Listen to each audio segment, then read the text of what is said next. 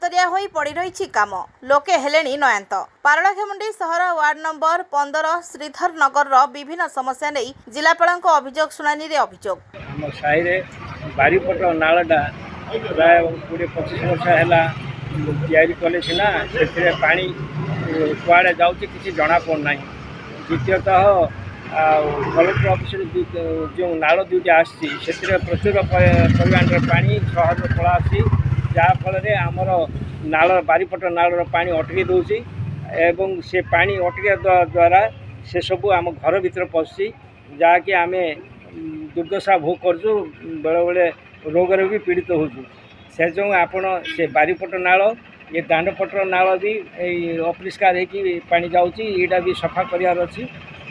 ଏଥିପାଇଁ ଆମେ ଏକ୍ଜିକ୍ୟୁଟିଭ୍ ଅଫିସରଙ୍କୁ ବାରମ୍ବାର ଜଣେଇଲୁ, ସେ କିଛି ତା'ର ପଦକ୍ଷେପ ନେଲେନି ଏବଂ କଲେକ୍ଟର ଗ୍ରିଭେନ୍ସ ବି ଜଣେଇଛୁ।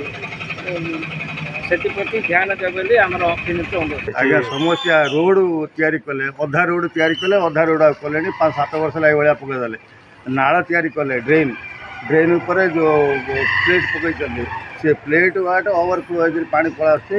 ଗନ୍ଧ ନର୍ଦ୍ଦମା ବାଥରୁମ୍ ପାଣି ସବୁ ରୋଡ଼ ଉପରେ ଇଏ ହେଉଛି, ଜମା ହେଉଛି।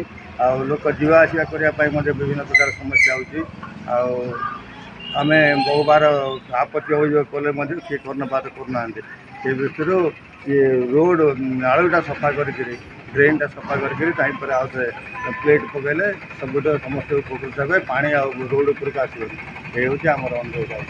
ସାହିରେ ଡ୍ରେନ୍ ସଫା ହେଉନାହିଁ, ଯାହାଫଳରେ ଅପରିଷ୍କାର ଜଳ ରାସ୍ତାରେ ଭାସୁଛି। ଶ୍ରୀଧର ନଗର ପଛପଟେ ଥିବା ଡ୍ରେନ୍ରେ ଠିକ୍ ଭାବେ ଜଳ ନିଷ୍କାସନ ହେଉନାହିଁ। ବର୍ଷା ହେଲେ ଡ୍ରେନ୍ ପାଣି ଘରକୁ ପଶି ଯାଉଛି। ସାହିରେ ସିମେଣ୍ଟ ଢଳେଇ ରାସ୍ତା ଅଧା ହୋଇ ପଡ଼ି ରହିଛି। ରାସ୍ତା ସମ୍ପୂର୍ଣ୍ଣ କରିବା ସହ ଶ୍ରୀଧର ନଗରର ଓ କୃଷ୍ଣନଗରକୁ ସଂଯୋଗ କରୁଥିବା ରାସ୍ତାରେ ହେଉଥିବା ବେଆଇନ ପାର୍କିଂ ବନ୍ଦ କରିବାକୁ ସାହି ବାସିନ୍ଦା ଦାବି କରିଛନ୍ତି। Bureau report, rainbow media.